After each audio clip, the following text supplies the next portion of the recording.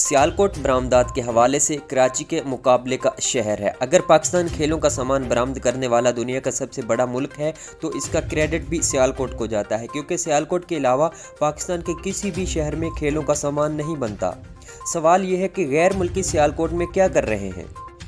چند سال پہلے تک سیالکوٹ کی فیکٹریوں میں پروڈکشن روایتی طریقوں سے ہوا کرتی تھی، چونکہ دنیا بلکہ سری لنکا اور بنگلہ دیش جیسے ممالک پروڈکشن میں جدت کے حوالے سے بہت آگے نکل چکے ہیں، تو سیالکوٹ میں بھی اس بات کی ضرورت محسوس ہوئی کہ پروڈکشن کے طریقہ کار میں جدید طریقوں کا استعمال کر کے دنیا کا مقابلہ کیا جا سکے۔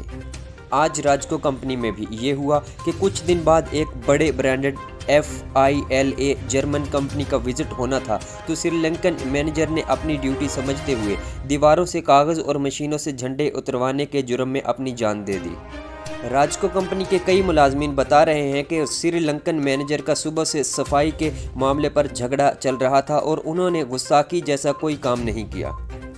یہ سری لنکن مینیجر 13 سال سے اس کمپنی میں کام کر رہا تھا اور اپنی ڈیوٹی کے مقابلے میں سخت تھا۔ ماتحت لوگ سخت مینیجرز کو یقیناً پسند نہیں کرتے۔ یہاں پر ذاتی اناد کا بھی عمل دخل تھا۔ جن کو کبھی اس نے ڈانٹا ہوگا، اس نے آج بھی اس سے حساب برابر کر دیا۔ سری لنکن مینیجر گستاخی رسول کے سزا میں نہیں بلکہ ذاتی اناد اور اپنی ڈیوٹی کرنے کے پاداش میں مارے گئے۔